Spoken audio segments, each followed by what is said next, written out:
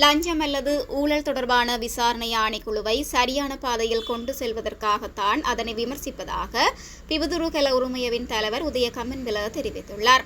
கடந்த ஜனவரியில் எவ்வித சோதனைகளும் இன்றி துறைமுகத்திலிருந்து 323 கொள்கலன்கள் விடுவிக்கப்பட்டமை தொடர்பில் அளித்துள்ள முறைப்பாடு குறித்த விசாரணைக்கு லஞ்சம் அல்லது ஊழல் தொடர்பான விசாரணை ஆணைக்குழுவில் நேற்று முன்னிலையாகியிருந்த போதே அவர் இதனை தெரிவித்துள்ளார். வரலாற்றில் முதன்முறையாக எவ்வித சோதனைகளும் இன்றி விடுவிக்கப்பட்ட 323 கொள்கலன்கள் தொடர்பில் லஞ்சம் அல்லது ஊழல் தொடர்பான விசாரணை ஆணைக்குழு விசாரணைகளை ஆரம்பித்துள்ளது.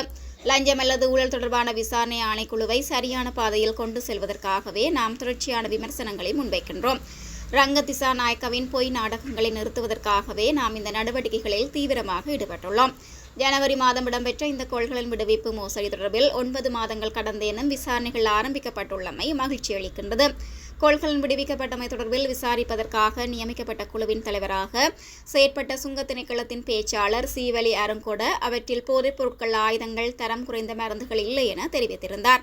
அவர் இவ்வாறான கருத்து தெரிவித்த அந்த சந்தர்ப்பத்தில் கூட பெக்கோ சமனுடைய போதைப்பொருள் தயாரிப்பு மூலப்பொருட்கள் அடங்கிய கொள்கலன்கள் துறைமுகத்தில் ஊடாக நாட்டை வந்தடைந்துள்ளது என்றும் அவர் தெரிவித்துள்ளார். இது தொடர்பில் ஆராய்வதற்காக நிதியமைச்சின் செயலாளர், பிரதி திரசேரி செயலாளர் உள்ளிட்டோர் அடங்கிய விசாரணை குழுவினரால் நியாயமான அறிக்கை ஒன்று வெளியிடப்பட்டுள்ளது என்றும் அவர் மேலும் குறிப்பிட்டுள்ளார்.